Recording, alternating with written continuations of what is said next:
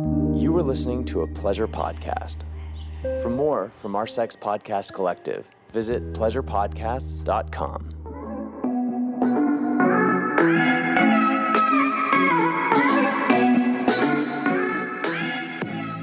Hello and welcome to the Horny Housewife Podcast. I'm your host, Jordan, or welcome back.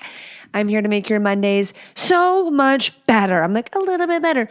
Who am I kidding? It makes Mondays way better, and hopefully behind closed doors, way better.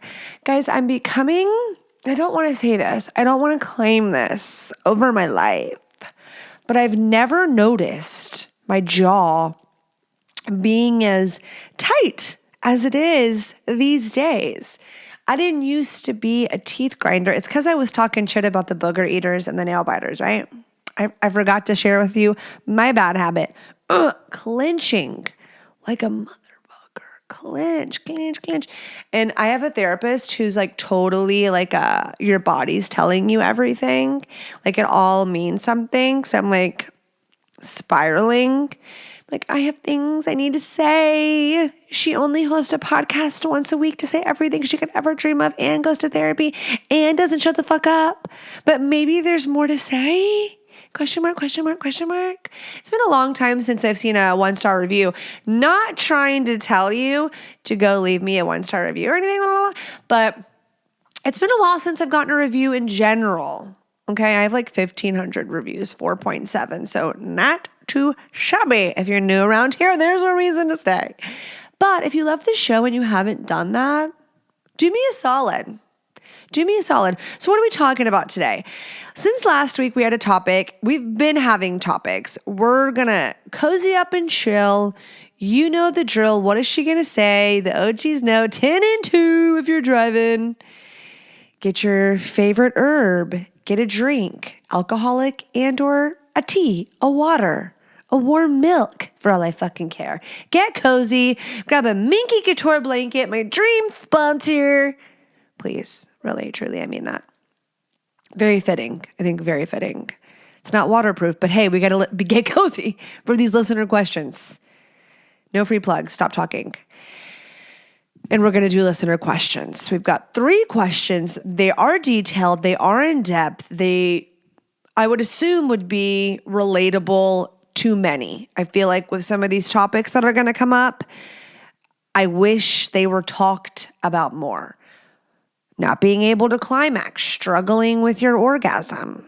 We're going to get really weird with someone asking me quite a bizarre question, but I think he might need to be checked. We can all think it's weird for a second. We can let him know that we're all thinking it's weird for a second. You know, humble pie. It's Thanksgiving, time for some pie. Humble pie.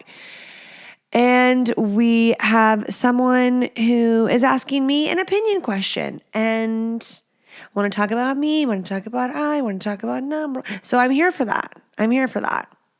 So let's get warmed up, lube it up before I fuck you. Just kidding. There's also a segment that I've been wanting to, you're like, oh, here we go again, that I've wanted to intertwine with the show that's really fitting because a lot of podcasts have these. So I've been inspired, not an original thought, no shit. The Toast, love that show. It does like Queenie and Weenie of the week. There's other shows. Who does Rose and Thorn? Someone does Rose and Thorn.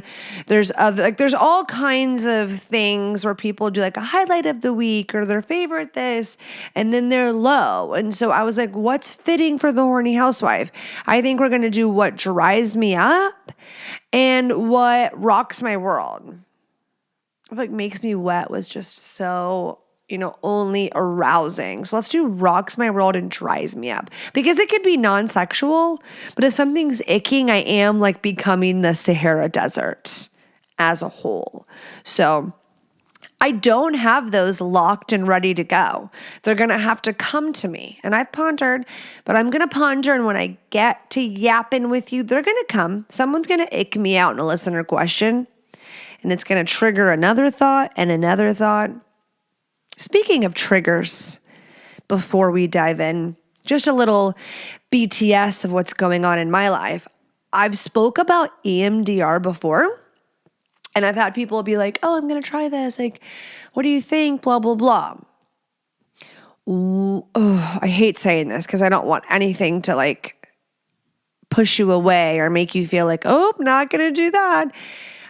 There's growth in discomfort. There's growth in discomfort.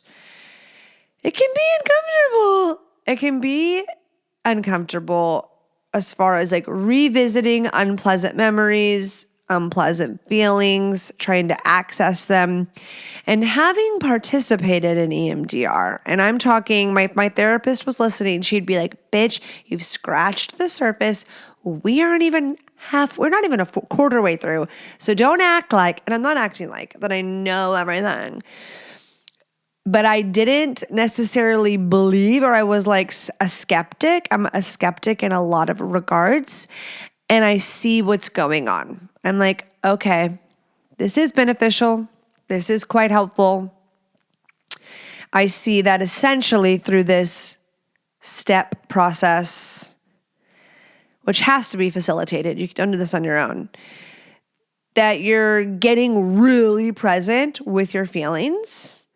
And some people think, oh, like I'm not a candidate for EMDR because I haven't been assaulted or raped, or my uncle didn't do something weird to me as a kid. Like I haven't had any big T's. I know my mom dying was probably like the most, like if we had to have some event that was like really big in my life, in my immediate family, yeah, that would be. But I was a grown adult. I was 29. That was it was right after my 30th birthday.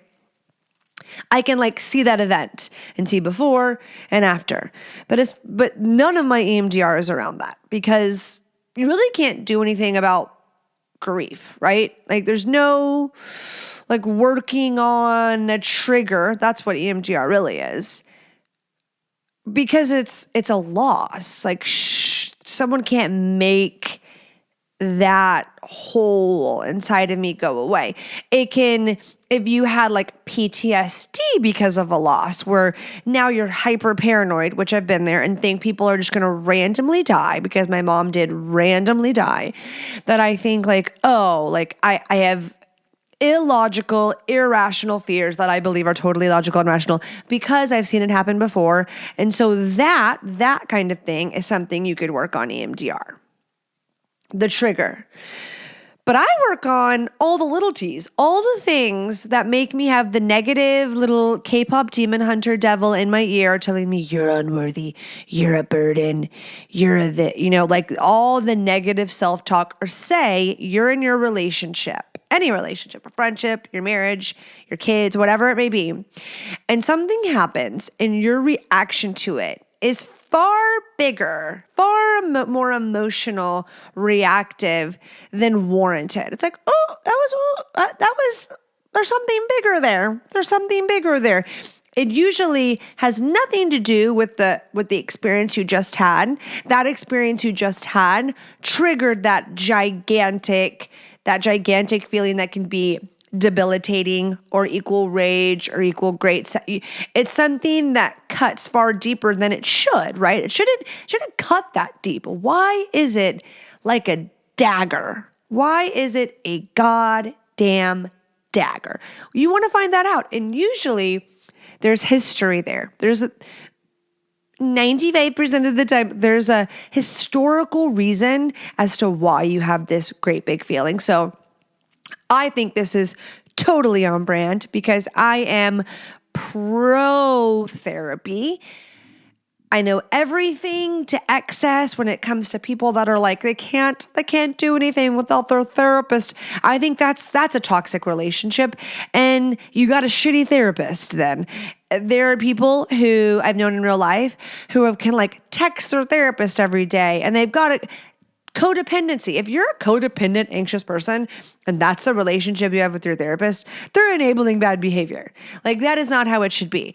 I'm working towards being a securely attached, not codependent person, and I shouldn't have someone at my beck and call ready to kiki powwow about it with me. I don't think that's promoting growth. I think that's another crutch. And there are some people, some therapists, some doctors, some everything who it's like, well, that's their paycheck, so they're not really going to say no. So that could be discouraging, but I think that gives you a chance to evaluate the relationship you have with your therapist if you have one.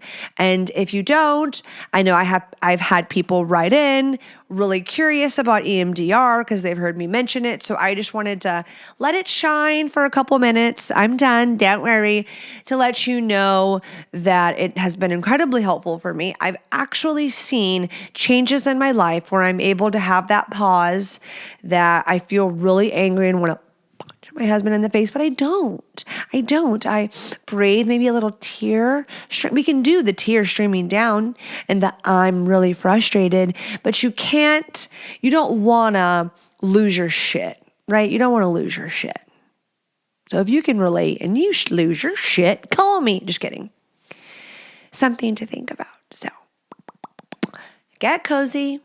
I got my sweats on, no bra. You can't tell, but I know you love it. Diving on in to listener questions.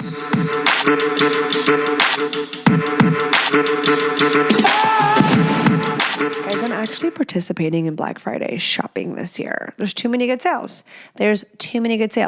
Today's episode is sponsored by Popstar, and they're having an insane Black Friday deal that I want you to take advantage of because today, December 1st, is the last day to take advantage. So my code's always going to hook you up with a discount code Horny Housewife, popstarlabs.com/Horny Housewife. You'll save you some money for surezies. But now I know you want to get your hands on that doctor formulated, developed supplement that Popstar has created to enhance semen volume, taste, and support overall sperm health. Okay, checkity. That was like a tongue tie almost. Bigger loads equal better orgasms. And I promise you, she wants it to taste a little better. Kate, I promise. And so today, it ends today, so you better get on it. They're having their biggest sale of the year. You can get 3 bottles for $99 plus a free lube, and it's going quick. So I will be totally okay with you pausing the episode right here, right now.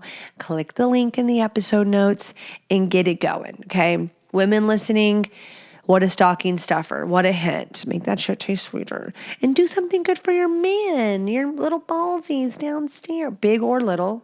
Not calling them little, but they need you to support them forever. Do something good for yourself. Go to popstarlabs.com/Horny Housewife and hop on it. That's 3 bottles for $99. I'll put the link in the episode notes below. Okay. Question number 1. There's 4 questions, I lied. Would you be offended if your husband complimented the waitress on her hair asking for a friend? I love you. Okay. Depends.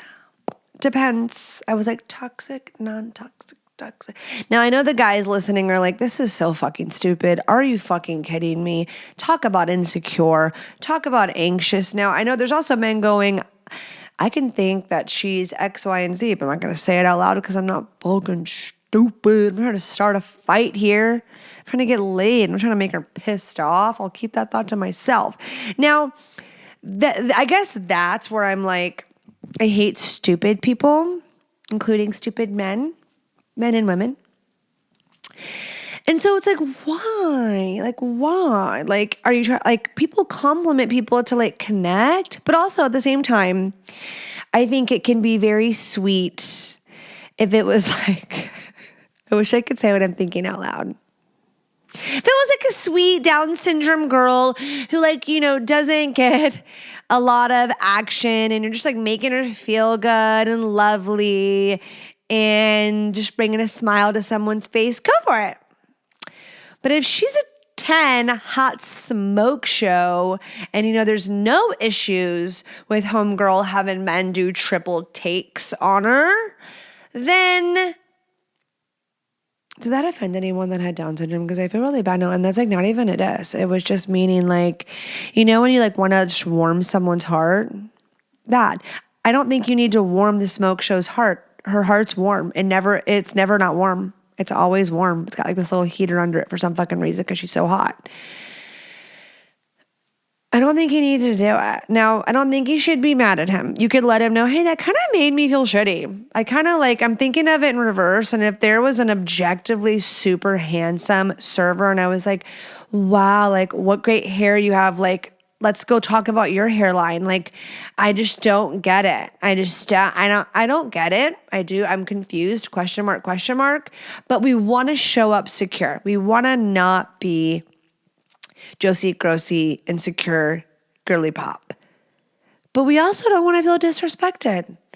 So I feel like your man, I almost said homeboy, needs to be informed. It's giving a little red flag as to like, why did she have, if she had a really cool hairdo, if she had braids, if she had pigtails, if she had something that put effort into it, we can warm hearts, hot or not. She could be a 12 out of 10. And if you're like, she put a lot of effort into that hair and we all know it, then while he compliments it, you back that yeah, wow, you did a really great job. I kind of feel bad for how I answered it at first, but I'm just being transparent. Love me anyways. But if her hair is just like, she washed it, shut the fuck up. Okay? Billy, what are you doing, Billy? What are you doing? What are you doing, Billy? What are you doing? Did you forget who you came out to eat with? You came out with your girl, your wife. When's the last time you said shit about her hair? Huh? So, there's my answer. Billy needs a little checking on how things may impact you. But if you know your man is just this sweet type who compliments everybody, if this isn't out of the norm, then there you go. If that is left field, who are you? Then no. Okay. I think I'm going to get in trouble for that one, possibly. Moving onward. This one's a doozy. This one, should we do this one now or I'm going to have to be rude again? It starts off with, hello, Jordan. The other day I called an attorney and spoke to them about filing a civil claim against my current wife for sexual harassment. This is where you about lost me. Maybe I should rewind a bit and give you more context. So when I read that, I was like, is this a joke? Is that sarcasm? And I still struggled. I had to read it several times to like really understand. I'm going to try for you, okay? In 2008, my business imploded and my marriage of 10 years also crumbled. My bipolar first wife decided she wanted to be a lesbian. And as supportive and understanding as I tried to be, it did not prevent us from having a protracted, miserable 4-year separation process and child custody resolution. During this painful separation time, I, the most vanilla guy on the planet, went and explored some alternative cultures, primarily nudist resorts. I got to know many happy monogamous couples, swinging couples, and everything in between. I didn't actually have sex with anyone. If I could make okay, I don't know how to do that. I didn't actually have sex with anyone. That's what made me do okay. But I went to lots of fun parties, became a legendary body painter, and danced till 2 a.m. on a warm summer evening. Maybe you're bisexual. My ideal was to meet a soulmate, single nudist lady, but that's asking the impossible. Just when I was about to give up on dating in 2019, I met an extraordinarily beautiful Asian mom with 2 kids in high school. My 2 children had graduated high school and were off to college, and when her 2 kids went back to Asia for the summer, why are we calling it by the continent? We had a whirlwind affair. She was a bit conservative, but laughed about my wild side that loved sensual adventure. I even managed to coax her into going to nude beaches with me, clothing optional hot springs, and naturist clubs. She seemed to enjoy it and knew it made me very happy for us to be together, having those experiences. She had been through a grueling 10-year marriage that was mostly misery, and to have a guy who worshipped her and was obsessed with her body was thrilling. Her kids came back from Asia. We got married, and I had the perfect existence. I would love to know what defined that perfect existence. What was it about your day-to-day life and your interactions that qualified it as the perfect existence? We went salsa dancing, would go back to the car, fog up all the windows, making out before we drove home. I do have a really high sex drive, and she made me so happy. She was tirelessly attentive to me and her 2 kids. Keyword, tirelessly. She was constantly cleaning, cooking, making sure I had clean clothes, shopping, bringing me new things to wear. Were you doing that back? Did you offer to help? We had been married for about 3 years, and one Saturday morning when it was just me and her in the kitchen, I gave her a hug from behind in the kitchen, and I tenderly cupped her breast in my hands. She turned to me and let me know that she wanted to be appreciated for more than her body. I understood what she was telling me, and I backed off from touching her. See, incorrect handling. We got to circle back there. That moment started the rest of the decline. Well, no fucking shit. The sex became less and less frequent. We never went to the beach or naturist club again. I try to let her know that I still adore her and I'm very aroused by her, but she has no interest. When I bring up the memories I cherish of the romantic adventures we had together, she doesn't want to think about them and treats them like they are traumatic events. After her kids moved off to college, she started a business and has sunk all her spare energy and passion into her business. She is still super attentive, making sure to always prepare food for me, launder my clothes, make travel arrangements for me. She will do anything I need, just nothing that has to do with being intimate. The irony is that I can buy food, pay people to clean, and wash my clothes. But the one thing I cannot buy, I cannot get from her. We are like coworkers, and I have to be careful not to say anything inappropriate, or do or say anything suggestive about sex. Why? After not seeing her naked for over a year, I began to cover myself up too. I began dressing behind closed doors, being careful not to offend her with my body. See, projection. Oddly enough, she noticed this and thought it was awkward. Yeah, it is. She demanded that I act like a normal husband and dress and undress in front of her. I think you're making her feel more and more insecure, so she closes off and shuts down, and y'all are in this sick cycle, both reacting to each other and not facing anything head on. She had set the ground rules. How so? Sexual inappropriateness was not allowed in the house. What sexual inappropriateness? You're married. What's defined as inappropriate? To me, it sounds like you're skirting around any sort of blame. But now she was demanding that I undress in front of her. Isn't that harassment? Shut the fuck up. You're listening to the wrong show if you think that I think any of this is normal. Not normal, but like, I can't stand, so this could be the last time they listen. I can't stand people who, and this isn't you, dear listener, that I'm talking about, but it's touching it, and I'll tell you why I feel that way. This isn't you, what I can't stand. I can't stand people who take opportunities to punish people and get like the man involved. Like,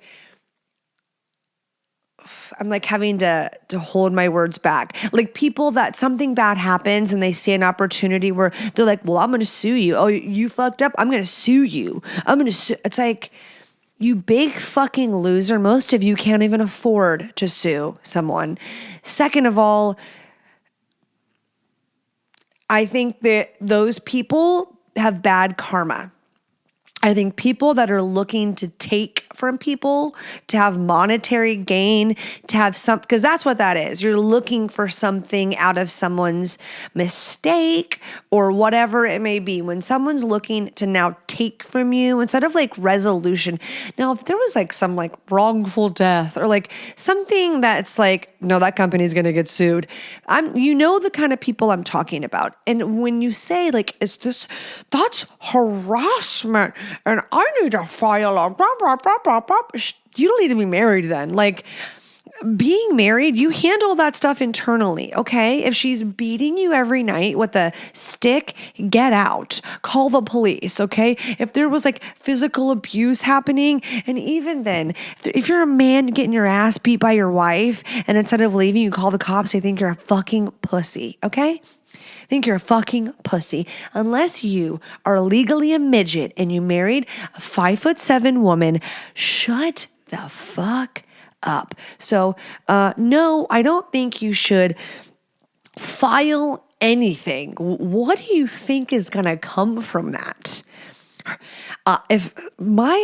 That would never happen. That's the weirdest thing I've ever fucking heard. I would think he's the biggest vagina in the world. So if you want your wife to think you're just a big twat head, then go ahead and file for harassment. Why don't, instead of all this, well, she's not going to do that. Well, then I don't feel comfortable and I'm not going to do this. Why don't you face it head on? It looks like you're trying to skirt any accountability. That's what this seems like. Continuing, this is a double standard. She can hide herself from me, but I am not allowed to maintain modesty around her. No, I completely disagree.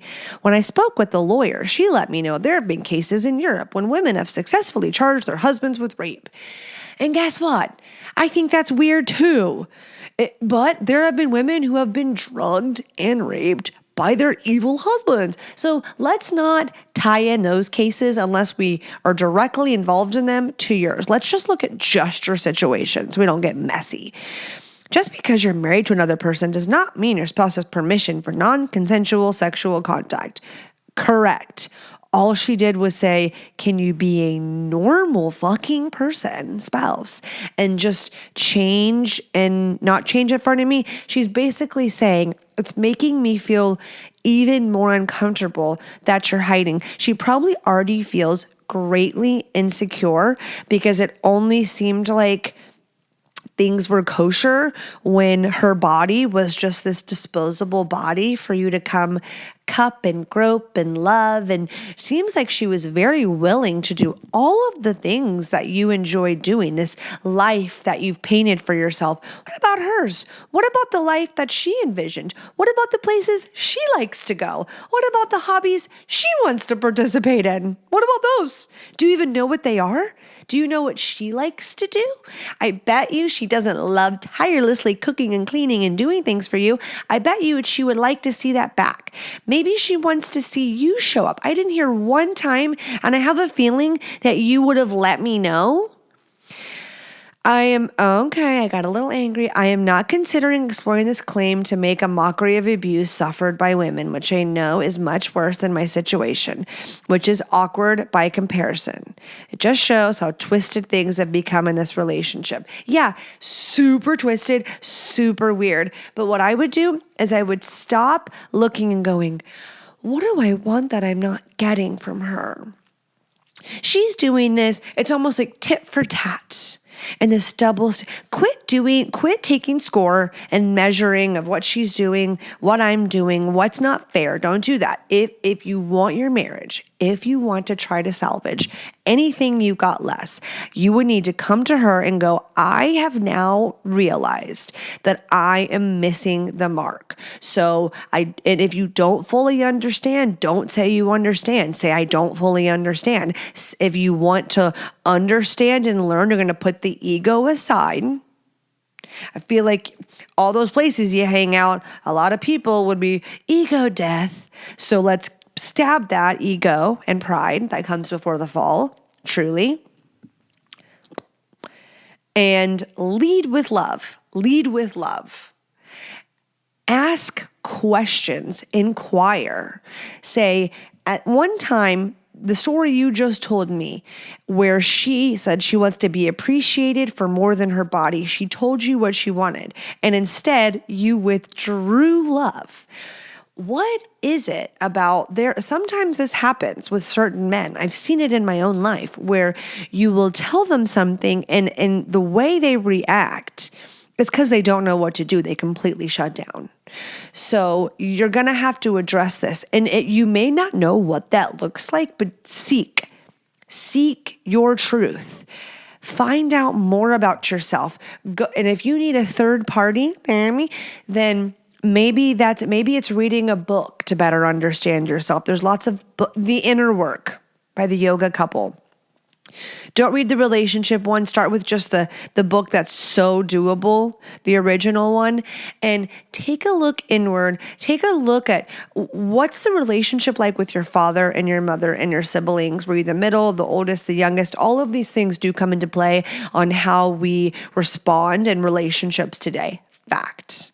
So take a good look-see and then go ask some questions. How does she feel in the marriage? What would she rate your sex life? It sounds non-existent currently. She sounds like she has completely closed up and she is either having an affair or both, having an affair or just totally shut down, doesn't feel understood, doesn't feel loved, doesn't feel seen, doesn't feel heard. And in result, she may be seeing someone else, because she won't let you see her naked. And that doesn't mean she's having an affair directly, but I can see that she is checked out and closed off. So it would be coming to her and saying, this is what I'm seeing, and I'm coming to you because I care, and I'm coming to you to acknowledge that I may have been doing it all wrong. And we have different perceptions of what's transpired in this last year or two. I want to understand what you're hearing when I say the things I say, and I want to understand what you hear when I come to you and tell you X, Y, and Z. When you told me you want to feel appreciated for more than your body, I took that as don't touch her unless she gives me the green light. When I bet you, she would be like, no, I kind of want to connect mentally, emotionally, spiritually. I kind of wanted someone to do things that I like to do. She has given herself. She has given herself to the home, to you, and the children. Her children are grown now. That doesn't mean your kids stop needing you, but I mean, you said it yourself. You see what she does. What are you adding to the relationship? And maybe you have an answer for me there. And I'm not sure why you didn't list it, because you needed some saving yourself. Don't even go to this, should I file a civil? Like, that makes me want to punch you in the face to be, oh God, I'm going to get sued. Allegedly. Just kidding. I don't mean that at all. It's a joke. But don't go there. No tit for tat. No keeping score. And if that's how you're going to show up in the relationship, get out of it. Set that woman free. Okay? And go to your nude beach and live and let live. That's how I really feel. Moving on. She's a gummy girl in a gummy world. Via hemp, baby. The best effect-based gummy edibles. THC or no THC, whichever you prefer. Something for sleep. Something for focus. Something for socializing. The flow state. And getting on brand to make love in the bedroom. Now, I can't tell you how much positive feedback, not just positive, like all the feedback is positive, but so much feedback about their high love strain. Remember it. Click the link in the episode notes. It'll be really, really easy. It'll get you right there. Go shop it up. They got gummies, which is what I'm talking about, topicals, tinctures, vapes, all the things. The high love strain is the libido gummy of all libido gummies. Pleasure-enhancing cannabinoids, aphrodisiac herbal blend with a mild medium dose of THC. It doesn't get better than that, and all of you agree. So go to viahemp.com, use code housewife, you'll save 15% on your purchase. Plus, if you're if you're a new customer, you'll get a free gift. So yes. Plus free shipping on orders over $100. That's viahemp, VIIAHEMP.com, or just click the link in the episode notes, and don't forget to use code housewife when you check out. Okay.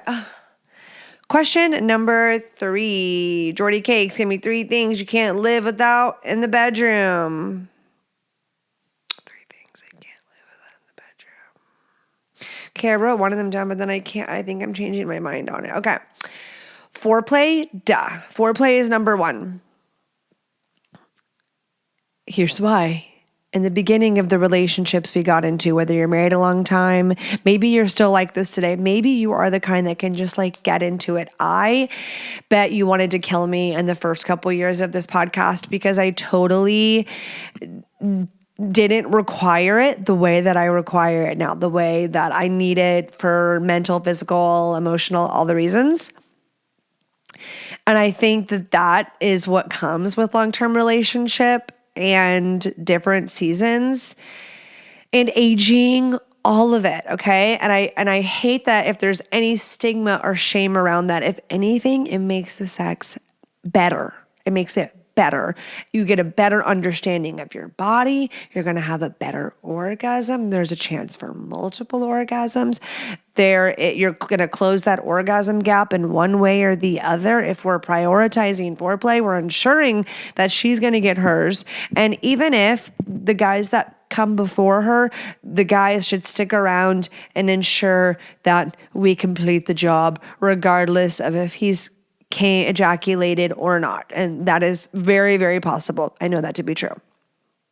Use your mouth, use your toy, get it hard again. If you can't, there's a lot of other options, okay? But foreplay is something that I don't think any of us should be without.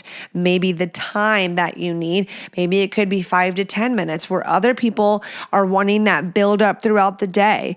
It definitely starts outside of the bedroom, and men, the result, the enthusiasm that you crave in the bedroom that you want to see from your woman, that is a result of proper foreplay. Mind, body, spirit. I guarantee you that. The second thing, I was going to say willingness, but I feel like that ties into everything. So we can like name an object instead. I would say lube. We cannot live without lube. Cannot live without lube. I never would have said this 10 years ago. I wouldn't have cared. I would have been totally indifferent. And that's not me saying my pussy has completely dried up. No, it is nothing to do with foreplay. You should get the proper lubrication. Now I take it back. With aging, with certain medications, with certain birth controls, people that are on Ozempic. Not me, I wish. I really want to take trizepatide. Like I'm really on the fence about it. But anyways, I heard it can like affect your wetness. So lube isn't about ensuring wetness. Yes. That's the first to make things wetter, slipperier. Yes. It makes it feel better. The asshole isn't self-lubricating. And I feel like a lot of us, most of y'all listening to my podcast, you don't neglect the butthole. You touch it, you tap it, you lick it. You're around there. And I feel like having the right lube, an effective lube, a lube that has longevity, that's not going to stain Uber lube, that you can taste, waterproof. It's great in the shower. It's great in the bath. It's not going to stain my sheets. I don't have to wipe it off. Uber lube. That's what I need. So I shouldn't say I need lube. It would say foreplay and Uber lube. Uber lube is number 2. I do have a code. Housewife. 10% off, beautiful bottle. They have a travel bottle. They have a glass bottle of different sizes. They're so beautiful. And they fit in like my pull-out drawer. I can stand it up and it fits perfectly. Has the perfect pump dispenser. It doesn't make a mess. Like it's not a messy contraption. So they just really knocked it out of the park with product and packaging. It's an 11 out of 10. I have that link in my description, the episode notes, and the code housewife will save you 10%. So Uberlube, UBERLUBE.com. So I guess the next one will be a tie, willingness, and then baby wipes. They're so different. But willingness for foreplay, willingness to be open-minded to what you need may not look like what I need, and willingness to be creative, willingness to be open-minded, to maybe try something new. Don't knock it till you try it. That's not like, well, you have a willingness to have a threesome. Jordan said to have one. No, I'm not meaning it that way, okay? If that's what floats y'all's boat and you want to have that conversation, more power to you, but in a monogamous way, saying willingness and creativity in the bedroom to try new things that you can try together. Get on beducated, whatever it may be. And then baby wipes, because like I just can't imagine, like if I'm being real talk, if I had to have 3 things in the bedroom, if the world was going to evaporate and there's like, what 3 things are you going to say for sex? Like products. If I was just doing products and I had to boot foreplay and willingness, I would have said my Love Honey G-Spot Indulge, code Housewife 10. I would say, because I need that air suction and something inside of me. I want the air suction on my clit while having the fullness inside of me, and it vibrates. I know. And that is totally a free plug. I have a code, but I don't get anything. Like no one paid me to promote that right now. The Uber Lube, and then baby wipes, I like the sensitive skin, no extras in my baby wipes. Alcohol free, right? Is that the sensitive skin ones? The sensitive skin ones, preferably by Huggies. Am I right? The natural, or is that greenwashing? I'm not sure. But like, you don't know, we need a little wipey. If we wipe with toilet paper, dry towel, it's like, are you really getting everything? If you like touched poop, would you use a dry paper towel or would you wash your hands? So it's like, I want the baby wipe just in case. And even in your vagina, don't act like there isn't crevices. Don't act like the toilet paper can't get stuck. If you've been here since the beginning, one of my most embarrassing stories of my life was my first boyfriend going down on me and coming up with a little speck of toilet paper on his lip going, oh, like he was going to throw up on my vagina. I never could look at him again. That's not true. But it was traumatizing. So that's what I'd have. You're welcome. Okay. Hi. Love your podcast. Started listening to you over the summer as me and my husband started truly opening the door of being sexually intimate again with each other, and it's been so helpful. Backstory, I'm 30 years old and we have been married for 5 years, and I've had 3 babies back to back. 2 of those were born 11 months apart. So my body has been wrecked and completely not my own true wow. Like your body's been hijacked. Like you've had a little baby alien. Your baby, not an alien. Back to back, Irish twins. We would have sex, but it felt like checking a box until now. Woo! Now that I'm finally freeing myself 1 year postpartum, I have to ask you, did having babies change how sex feels? And do you have any tips to get sensation back? It gets me off by clitoral stimulation, but I cannot orgasm anymore by penetration. And it makes me feel like I'm just this numb shell now down there and we'll have to fake it forever. No. Any tips or tricks or heard stories on vaginal rejuvenation? Thank you. You're amazing. Okay. There could be so many answers and there are so many factors. So I'm going to give you some suggestions of what I would do if I were in your shoes. Now, I will tell you, I did an episode where I talked about nipple stimulation and women losing that sensation. And there are indeed ways to get that back. After childbirth, I breastfed for 4 years. 4 years. I had to work at getting the sensitivity back in my nipples. And it was through stimulating them to continue to stimulate those nerves, work the blood flow. Like don't abandon the nipples because it's not back. It can be like nerve damage, like truly. I always thought, I'm like, my nipples are never going to go back. But like indeed, the elasticity, like they will slowly they won't look the exact same, but it's amazing what our bodies do and are capable of. And I personally believe there's going to be some rolled eyes and some naysayers that the narrative that you have in your head, oh, I lost it. It's gone. I lost it. It's gone. I can't feel my nipples anymore. I can't feel. It's just like when people are like, I'm an addict. I'm an addict. I'm an addict. I'm an addict. Like, I feel like when you identify with these labels, it does something. It indeed changes that inner dialogue, that narrative, how you view yourself, the shame attached to it.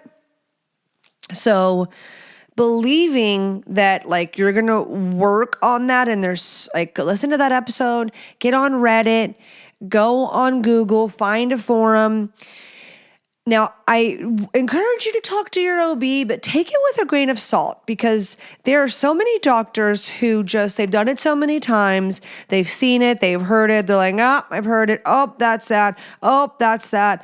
Oh, sorry. Yeah, it's having babies. Like, I don't want you to get that response and then just feel shoved out, pushed to the side, dismissed, invalidated, or like, yeah, get used to it. Oh, welcome to motherhood. No, fuck no. Is there a possibility post-childbirth you have like loss of sensitivity after childbirth can result from nerve damage? So nerve damage caused by pressure or stretching during labor and delivery, hormonal changes that decrease vaginal lubrication, or pelvic floor dysfunction. So those are all reasons why you may have lost sensitivity vaginally, clitorally. A lot of nerve-related issues will resolve on their own within a few months. So you could feel wildly discouraged because it's been longer than a few months. And some people take longer, but I want to encourage you to keep stimulating the region, stimulating your clit, stimulating your vagina, stimulating your nipples, pleasure mapping. I did an episode on that too, and getting present in your body. I would want to get my hormones checked. Your hormones have done goddamn backflips. You have had babies back to back. You may come to find out that your estrogen is scary low. If you're breastfeeding is known to be a sex drive killer, right? But there have been other women who have said, my drive was skyrocket breastfeeding, or really didn't impact it. So instead of taking other people's experiences and projecting them onto you. I know it's hard to do because I feel like it's so necessary to read others' experiences, to go find who you relate to, find what works for people, but don't let their outcome define you or yours. Keep seeking. So you need a proper diagnosis. There are things you can do. There are things you could check your hormone. If you're low on estrogen, you're going to want to get on some estrogen, because that's definitely impacting more than just your desire for sex. It can impact your ability to orgasm, etc. There is a treatment, and what is it called? There's multiple options. Get on Google, be resourceful, but it's a type of laser. It's an in-office procedure where they stick something up you, kind of like a thin dildo of sorts that has little lights on, like lasers on all sides of it that shoot out in every direction, that are going to do some magic in there. People are like, just do Kegels. Shut the fuck up. Maybe Kegels can be helpful, and that's great. Little extras. When people are feeling down and out and really struggling with this, they're not working. Okay, the Kegels aren't doing enough. So sure, work on your Kegels so you don't pee on yourself. But I would say it's totally okay to go to the next step, which is getting one of those in-office laser procedures, which would be a lot less expensive than going under the knife for vaginal rejuvenation. They have in-office vaginal rejuvenation that's more focused on the inside, the tightness, the nerves, the pelvic floor, all of that, like getting your sensitivity back. So I would go to a doctor who specializes in vaginal rejuvenation. Dr. Bawa, that name just came to me. She came on my podcast and she does a shot. That sounds so scary to get a needle in your clit. In women's clits, because after childbirth, they complain about the same exact thing. You are not alone. So your women are out there. Find them. Find that group. Don't be embarrassed. Do you want a solution or not? Do you want to get to the other side or not? Don't find a group who's going to keep you low and don't go join the 80-year-old women group. Don't go join the menopause group.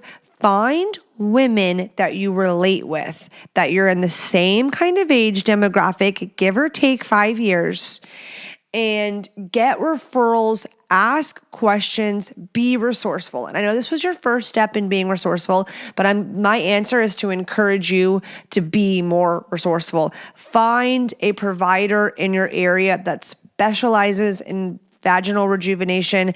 Find a women's hormone clinic and find a doctor with raving reviews that you can talk to about what you're experiencing and make it known that you're like, I want to talk to multiple doctors if that's what I have to do to not feel like a number, to not feel dismissed. Find a woman. I'm not trying to hate on men doctors. I know there's millions of men doctors, millions, hundreds of thousands. There's a lot of men doctors who are phenomenal, the best at what they do. But sometimes, call me biased, I think when it comes to women's issues, no one knows better than a woman because he is not pushing out a baby. He does not have a clit. He doesn't have a vagina. Like, you want to go to someone who knows how you feel, maybe has even been through it, knows the obstacles you're facing. Look into the O-shot. Look into the laser treatment I discussed. Go check your hormones and keep stimulating the areas that you say you can't feel. Usually 9 out of 10 times, I'm going to say, go to him about you faking it. I'm not recommending that this time because you don't need the added pressure and stress of feeling pressured to perform, pressured to climax. Now you feel like, oh my God, I'm letting him down. I know you're showing up in the best way you can. And the last thing you want or need is the man you love worried that he's doing something wrong and getting in his head and it's spiral. So while I don't want you to have to do that, this is like the only time I would say that I don't think you should reveal that information. I think you need to get really focused on you. And if you feel a lack of support, then going to him going, I need to go on this journey for the sake of our sex life. And I hope that's all he needs to hear. Now, I'll end this question by letting you know, yes, I haven't had that laser yet, and I would love to. I 100% will have vaginal rejuvenation at some point in my life. 100%. Sooner than later. Within the next 5 years, 100%. Now, sex is enjoyable to me.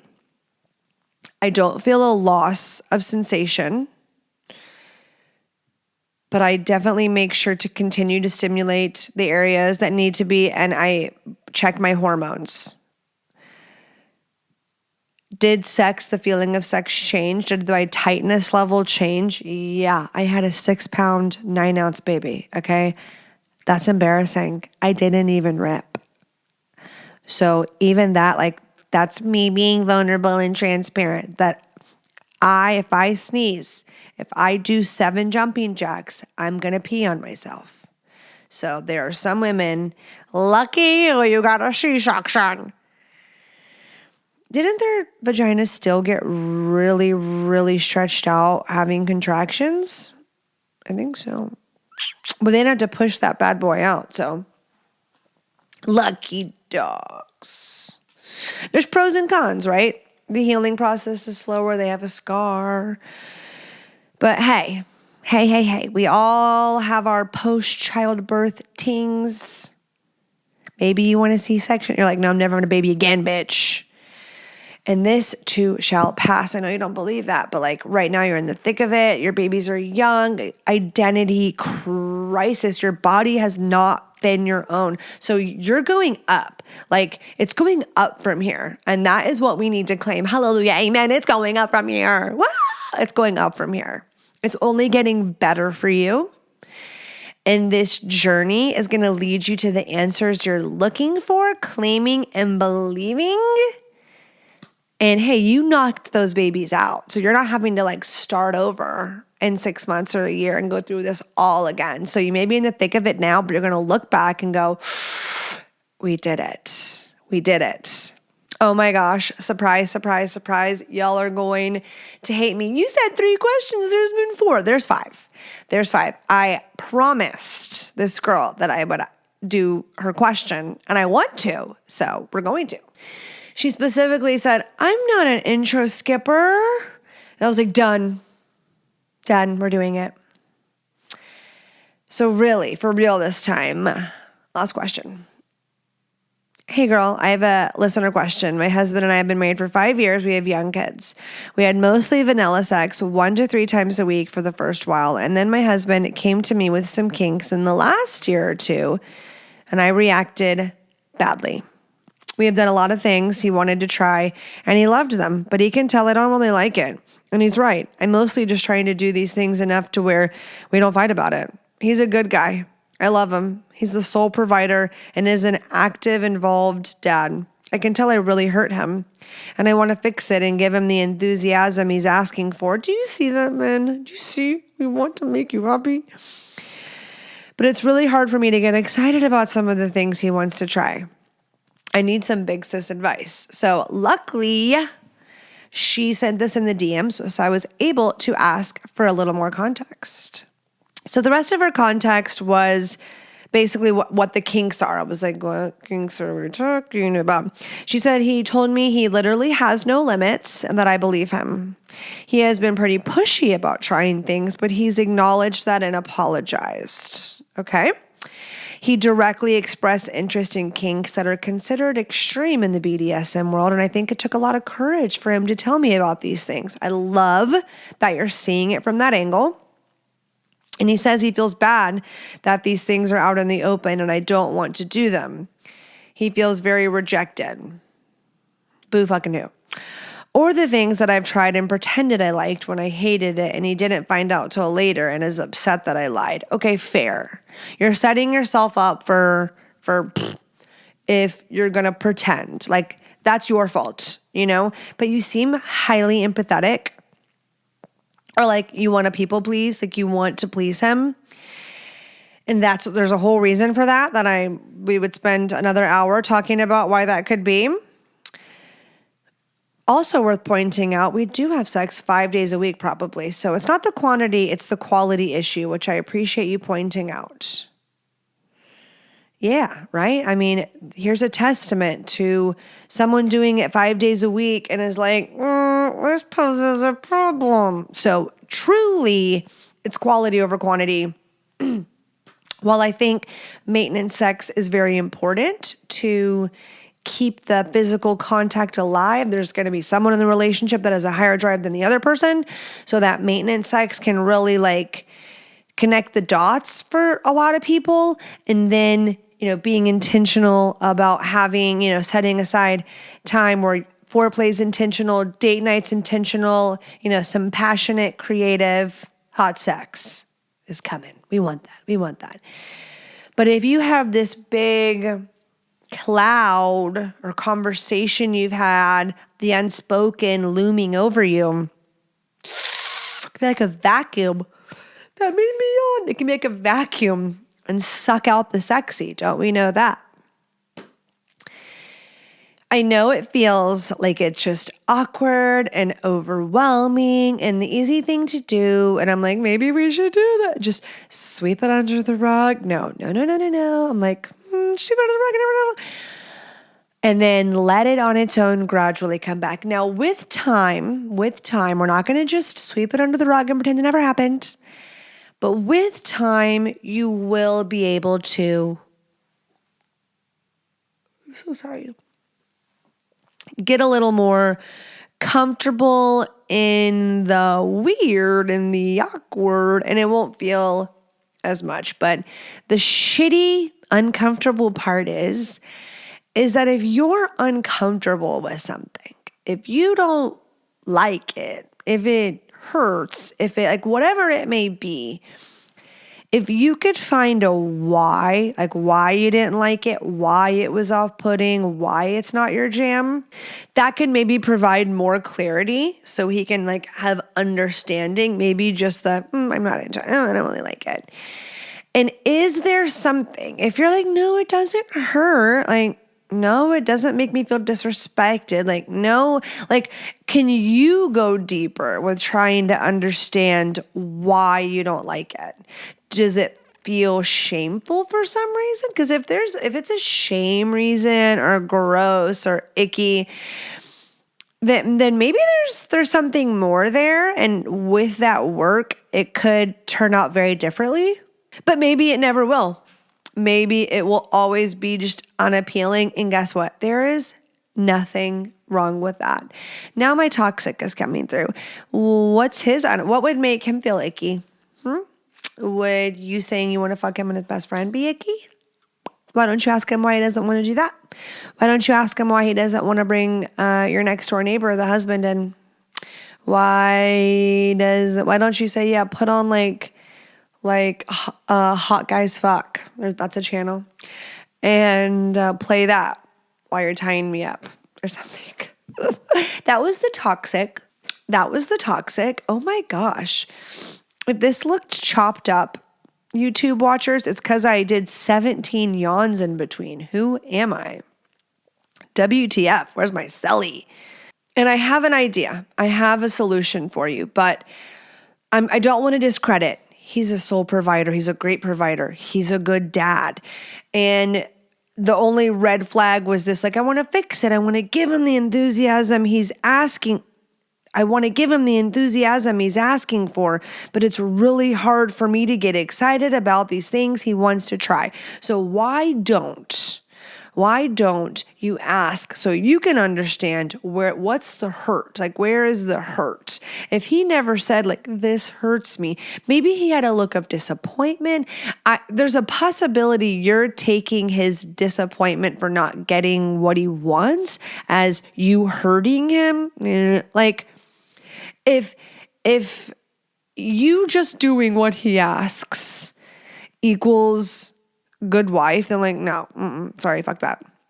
It's 2025. If you don't like that, then no, okay? And I would hope that you being miserable and not enjoying something wouldn't be arousing and delicious to him.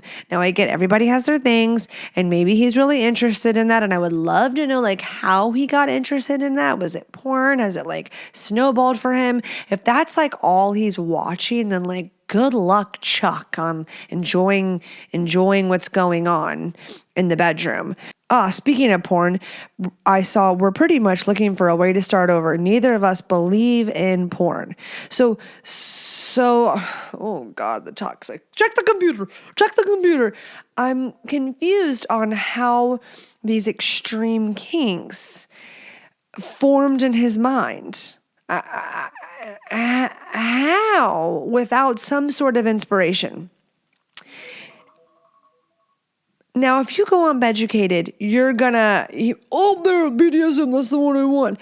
There's a spectrum, right? It doesn't have to be super extreme. But find a course on Beducated that maybe you both can agree on. And you might be surprised. Like, maybe try erotic spanking, maybe try wax play, temperature play. That it's not gonna hurt you, I promise.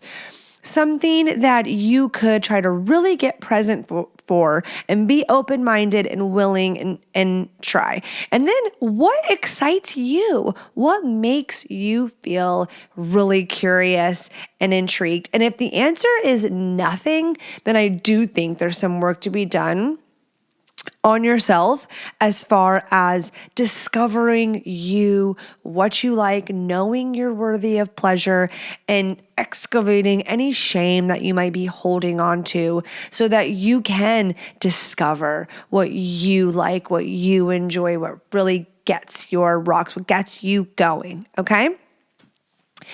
And we love that. Make sure you remind him that he's a great provider. He's a good dad. I'm sure you do. But finding something together where you like write little things down that you discuss that you're both into, put them in a hat and draw one out. I'm sure there are games that are made for couples that it's more like on a good playing field, not too extreme, that you can partake in and participate in. But I think a good dialogue around this topic and being curious, being open-minded, but also let him know, be like, man, I'm worried I'm going to upset you. Like, I feel bad, but I don't feel bad enough where I'm going to betray myself and override something for the sake to just a people please, because I'm trying to have a good time just like you are. And some of these are hard no's for me. Some of these are maybes. And I think going through them and deciding what is a maybe I try that one day, maybe not now, but maybe. Hard no's, absolutely not. An immediate gut level no. And then, yeah, like I'd be down to try that tonight. So find your yes maybes, and they don't have to be now maybes, but you're just like not closing the door to it, and hard no's. And then have fun with it. Make it a fun thing. And reminder to the couple, to you both, bring them on in for this one. If you're not feeling connected, if there's not this open dialogue, if she does not feel emotionally safe, she is not going to blossom in any of those sexual situations. The safer you make her feel outside of the bedroom, Google it, the more she will flourish as your sexual princess. So finding a happy medium, knowing who the fuck you are and being okay with your boundaries, finding some common ground. And then my mildly toxic answer is like, where the fuck did those kinks originate from? Because don't tell me they just popped out of thin air. I don't buy that shit. I don't believe that shit. Okay? Love you. Wow, leaving on a good note. Okay. What shrivels me up? What shrivels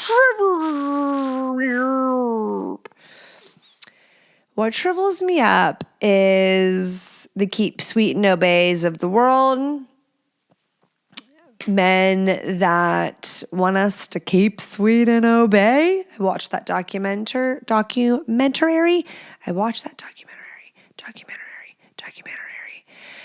No, this is going to offend all my Mormon family. We have to redo it. We can't do this. We can't do that one. Let's do another one. Hold on. I got to think about it then. Well, if I would have done a what drives me up last week, we know what my answer would have been. It would have been booger eaters. My drying up can be people who don't respect boundaries, and it goes both ways, women and men. We're not filing a civil suit on them, though. Oh, and those people. That's definitely drying me up. Listener number 2. Was that drying me up?